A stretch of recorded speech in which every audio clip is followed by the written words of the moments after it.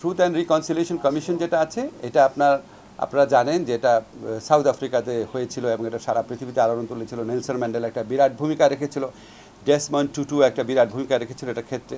Truth and reconciliation commission আমাদের এখানে শ্রীলঙ্কা, নেপালেও হয়েছে, কিন্তু অতটা সাকসেসফুল হয় নাই। তো আমাদের একটা চিন্তা সমাজে ছিল, আপনার ট্রুথ অ্যান্ড রিকনসিলিয়েশন কমিশনের 4টা অংশ থাকে। একটা হচ্ছে আপনার ট্রুথ সিকিং, আসলে কি হয়েছিল সেটা কাজ কিন্তু অলরেডি শুরু হয়েছে। যে জাতিসংঘের একটা আপনার কমিটি যে আমাদের এখানে করলো, যে ফ্যাক্ট ফাইন্ডিং যে রিপোর্টটা করলো OHCHR, সেটা তো একটা ট্রুথ টেলিংয়ের পার্ট।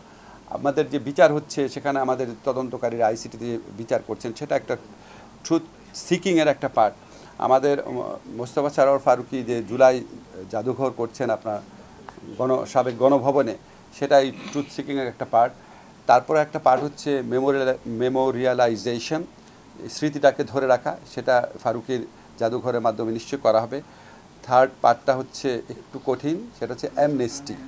অ্যামনেস্টি হচ্ছে যারা ধরেন অত্যন্ত ছোট ছোট অপরাধে যুক্ত ছিল বা কোনো ক্রমে এখানে ঘটনাক্রমে ছিল কিন্তু তার ক্রিমিনাল ইন্টেন্ট ছিল না, তাদের ক্ষেত্রে কোনো অ্যামনেস্টির স্কোপ আছে কি না সেটা দেখা। এটা ট্রুথ অ্যান্ড রিকনসিলিয়েশন কমিশন অন্যতম কম্পোনেন্ট, সব দেশে এটা করা হয়। আর ফোর্থ স্টেজ সেটা হচ্ছে রিকনসিলিয়েশন। ভীষণ এসে নিয়ে এলো মানিব্যাক গ্যারান্টি অফার। 1 মাস ব্যবহার করে সন্তুষ্ট না হলে সম্পূর্ণ টাকা ফেরত।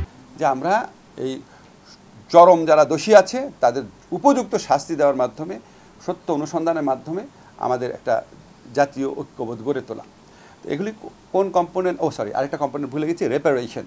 এটা হচ্ছে যারা ক্ষতিগ্রস্ত তাদের যথেষ্ট পরিমাণ ক্ষতিপূরণ দেওয়া। ক্ষতিপূরণ কিন্তু শুধু টাকার অঙ্কে না, হয়তো ধরেন আমাদের যারা জুলাই গণ অভ্যুত্থানকালে যারা অঙ্গহানি হয়েছে ওনাদের চাকরির ব্যবস্থা করা, এটা হচ্ছে রেপারেশন একটা পার্ট। তো এই কম্পোনেন্টগুলো আমরা প্রথমে আমাদের চিফ জাস্টিস মহোদয়ের নেতৃত্বে গিয়েছিলাম। আমাদের এখানে UNDPর যে আপনার রেসিডেন্ট রিপ্রেজেন্টেটিভ আছেন স্টেফান, উনি গিয়েছিলেন। একটা উচ্চ পর্যায়ের কমিটি গিয়েছিলাম আমরা, সেখানে আমরা অনেক মিটিং করেছি, সারাদিনই মিটিং করেছি। ডেসমন্ড টুটু ফাউন্ডেশনে গিয়েছি, ট্রুথ অ্যান্ড রিকনসিলিয়েশন কমিশনের মেম্বারদের সাথে দেখা করেছি, নেলসন ম্যান্ডেলার ফাউন্ডেশনে গিয়েছি, সিভিল সোসাইটির সাথে কথা বলেছি, ভিকটিম ফ্যামিলির সাথে কথা বলেছি, আমরা ব্যাপারটা জেনে আসছি। এখন আমাদের দ্বিতীয় ধাপে যে চিন্তাটা আছে, আমাদের প্রধান বিচারপতির নেতৃত্বে আমরা একটা রিজিওনাল কনসালটেশন করব।